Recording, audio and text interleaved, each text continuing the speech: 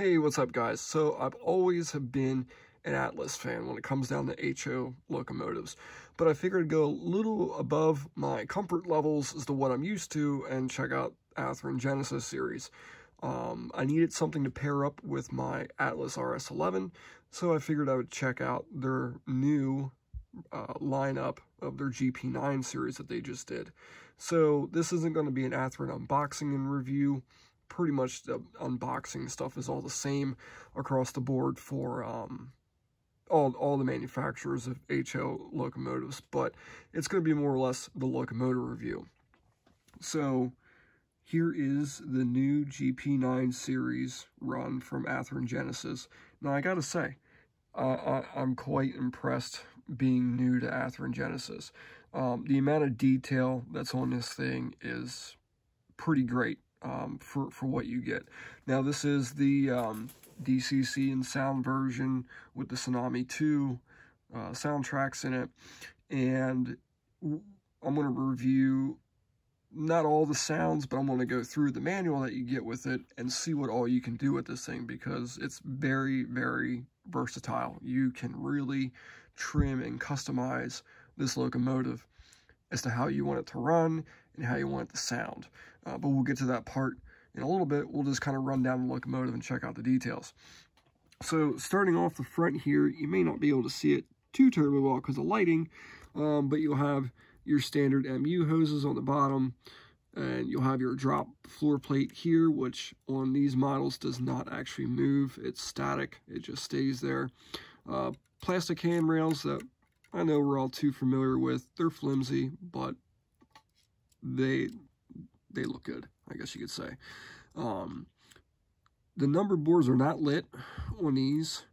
The marker lights here are painted over. I guess you would have the option of drilling them out, putting a lens in them, and doing some surface mount LEDs behind in the nose, in the body if you wanted operating class lights.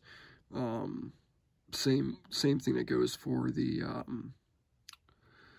number boards. If you wanted them lit, you'd have to probably cut these out, put a clear lens in there, and do your own numbers. But other than that, the only thing you're going to get up front is just the lit headlights. You have the side visor mirrors here. You have your windows, which are movable, which we're all used to now by Athearn. Inside it is a little dark, but there is a fully painted and detailed cab interior, just no cab figures. That's one thing that I was a little struck by. I would figure cab figures are typically a standard thing these days in locomotives, but apparently in these they're not. I guess you can add your own if you really want to. You have your standard windshield wipers, front and back. Metal separately applied, which they look really good. You have your top stanchions, and also the one thing to note on this, all the way down the top side of the body, you have all your lift rings. These are the lift rings for different panels that can come off the top of the locomotive all the way down. Sinclair antenna. This unit has a dynamic brake. Now, you do have a insert here that comes in the box, that if you want your unit to not have dynamic brakes, this pops off and a flat top pops back on, to where you don't have the dynamic brake fins. Now this one has spark arresters on the exhaust, horn, obviously.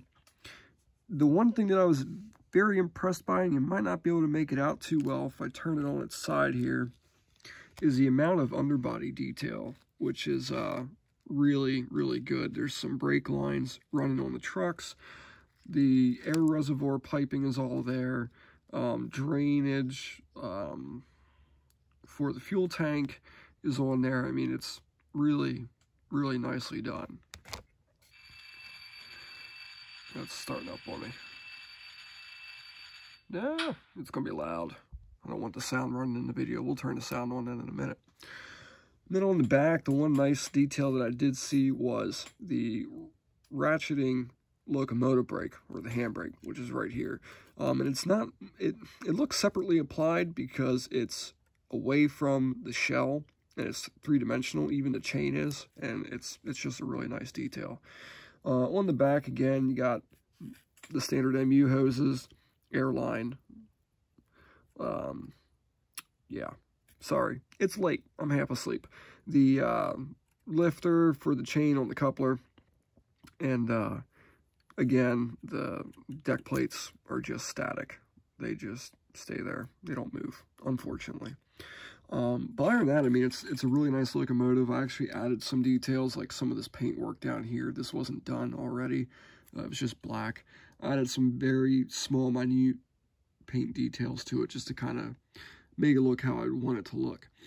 But other than that, it's a really great locomotive. It's a quiet runner. We'll just put it in speed step 1 here just real quick.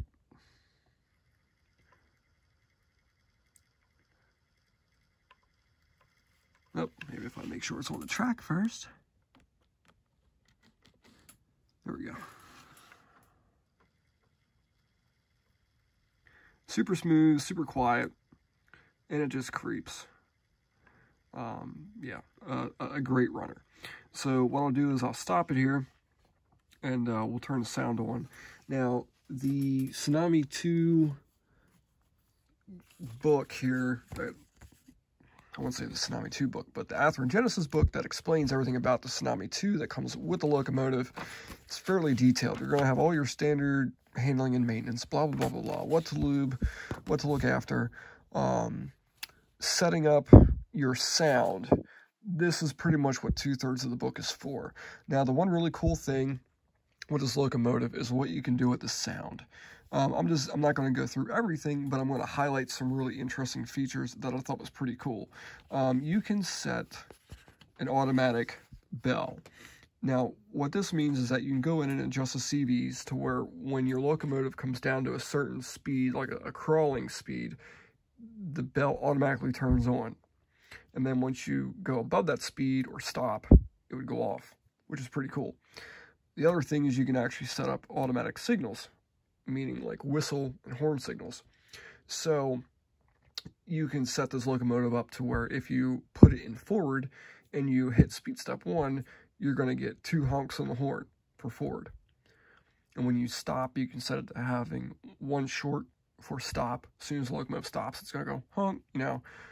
So that's really, really neat, actually. Now, I don't have any of that set up, but I thought that was kind of cool. Through the back, you have all the typical function assignments, which is your standard stuff, headlight, bell, horn. You do have the option. Now, I already changed some of mine around. If you add lights, you can assign them to F6 and F5. F7 is your dimmer, which is pretty typical. F8's your sound mute. F9 is actually really cool. Like, if you want to talk or if it's too loud for whatever reason and you want to turn the sound down, but you don't want to turn it off completely, you can hit F9 and it kind of goes to half volume. And then if you hit F9 again, it'll come back up to whatever full volume that you had set. What else we got here? General service sequence. F18 is going to give you like doors opening and closing, sounds of wrenches and stuff like that, which is actually pretty cool. I don't use this one. Not a passenger railroad, don't need the all aboard. You can do a lock throttle and do your RPM notching up and down in F26 and 27, but to be honest with you, running the NCE, I have to do a lot just to get there for that, but I did something else, which I'll explain to you in a little bit, that gets me my notching up and notching down. And I don't have any of that stuff. Now, the cool thing that I really like about the Tsunami 2, which I'm still kind of new at, learning about anyways, is the ability to go in and change the sound volumes of independent sounds. So say, you know, we're all familiar with master sound volume. So if you want to sound a little bit louder or a little bit quieter. But then you can go in and say, all right, well, you know what? I want my engine sound to be loud, but maybe the horn sounds like crap when it's like at full volume. So you can actually turn it back or turn it up. Same way with the bell. Same way with the air compressor. If you don't feel like you can hear the air compressor run that well over the prime mover sound, you can either lower the volume of the prime mover or up the volume. on the air compressor, and you kind of get the gist for the rest of it. Now, again, for custability wise, you can have a very large selection of, one, your horns. So you'd go in and change your CV value of 120 to one of these values, and it gives you that horn. Same way with the bells. You can select what bell you want, and your slow or fast rate as to how fast you want the bell to ring. You can also, on this model, select your engine sound or your prime mover sound. I currently have it on, I think, number 5. The 12-cylinder and the version 1 really sound like crap on this thing. I didn't like it. It sounded really bad. To where I almost thought like I had a defective unit because it sounded that bad. I don't know if it's just the sound file or the speaker, but with what I have it on now, I have it on the Turbo EFI 645 one, and sounds actually fairly nice. You can change your air compressor as well, as to what air compressor you want to have. And then for the more advanced user, you can go through and literally change every single thing that you can imagine, which is what I did. I changed some stuff around for how I like it. But again, if you want to talk about customized, like, way of doing things, this stuff is perfect. So we'll get into the startup sequence, I guess, and go from there. Also, one thing I want to note is that this nice little chart comes with it. It's a parts chart, but it's also a conversion chart. So say you want to model a very specific engine. You have all different types of different bodies that you can get with different frames. You name it, different configurations. Like this engine is totally interchangeable, you know, with all these different parts that are options. So depending if you want to get really prototypical with whatever road number you're trying to, you know, model, and say it has a different, let me look here, say it has a different side panel here. It might have not had this electrical panel, and it might not have had this electrical panel. You can get this piece right here as one that might not have those. So if you want to get really prototypical with it, you can look at that chart and see what you would need to get to replace that. So we'll do sound for a little bit here, run through those. And I'll show you the startup sequence here.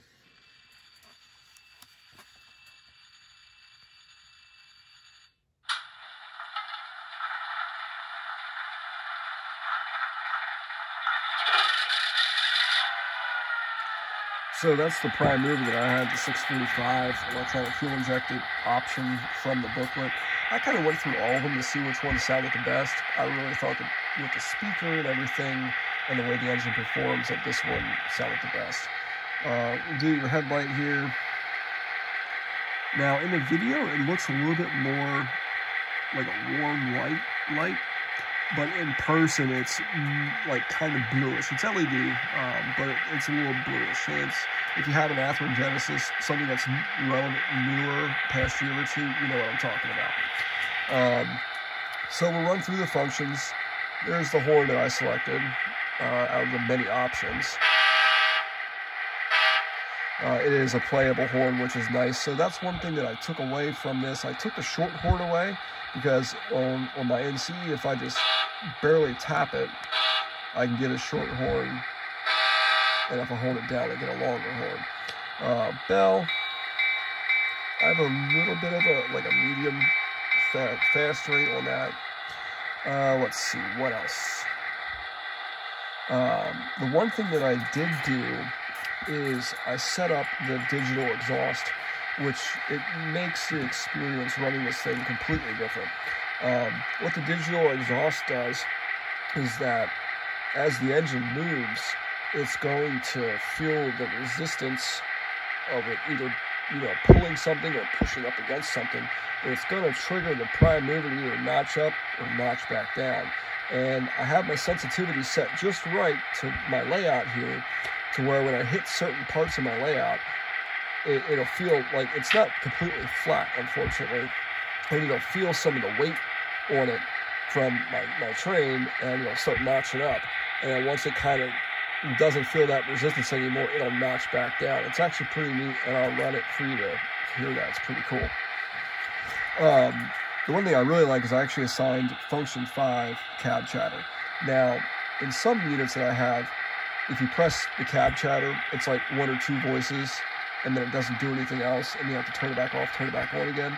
But this is like a loop, and it's like a loop, I think, of like 6 or 7 different, like, sessions of cab chatter. And it happens about once every 2 minutes or so. So I'll turn that on.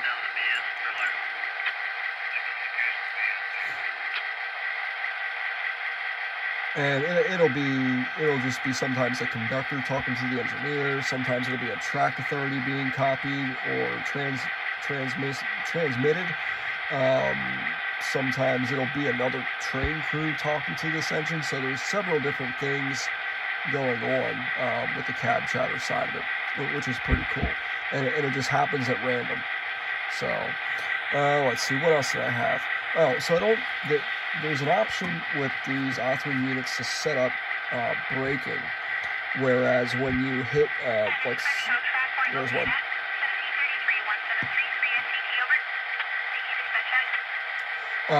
If you hit F12, it'll start setting up your train braking to where the decoder is actually slowing the train down at a specified rate and stuff like that. So I didn't get into all that stuff yet, but I noted when I select F12, which is part of my braking, you get your train line noises. So it's going to notch up and start running the air compressor and start charging the train line. So it's kind of cool, like when you couple up to a cut of cars, you hit F12, and it'll start notching up to say you're charging the train line up to start knocking off handbrakes.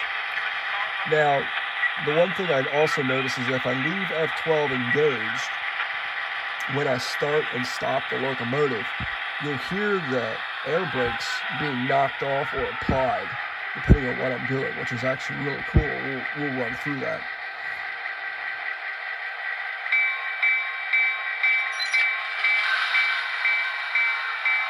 You hear the independent getting kicked off.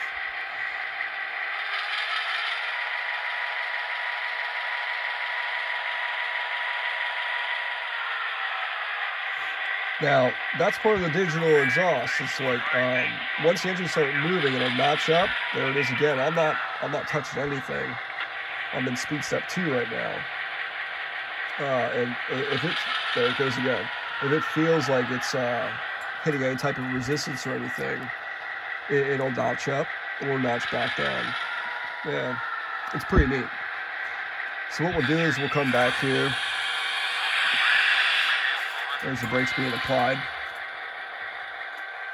We will come back to our train. And I got a dirty part of the track here somewhere. There it is. I'm setting my functions.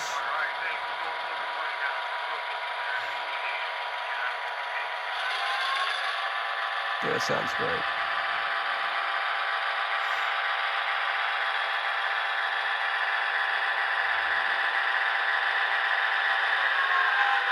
And I do have this set with like a momentum of like about 7 or so. More dirty track. More dirty track. Gotta get that cleaned up.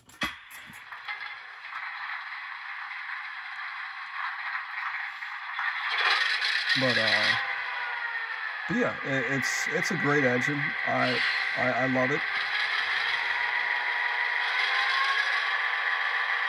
See, it's like I'm in speed step 1 right now, and it felt that resistance, and it notched up 1 or 2, and I'll just sit there and keep notching back and forth until it gets moving, which is pretty realistic.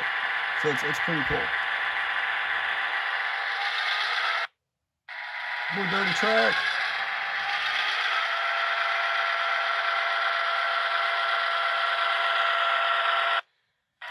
So anyways, that's about all that I'm getting into this thing, because I could probably sit here and make a 35-minute video, which I really don't feel like doing. But that's the new run of the Athearn Genesis GP9s that's out right now. I highly encourage picking up one. They're awesome models. Again, you can do a lot with them. And for the price point, I picked mine up for $240, I think it was. Let me just double check here. Yeah, $246. White Rose Hobbies up there in York.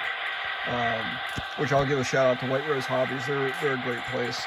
They have a lot of stuff to look at. A very diverse selection to choose from. I know they carry scale trains, Bowser, a lot of Athearn Genesis stuff. You name it, it's there. But yeah, so that's the GP9 by Athearn Genesis. And if you have any questions or video suggestions, I guess you could say, hit them in the comments below. So other than that, have a good one.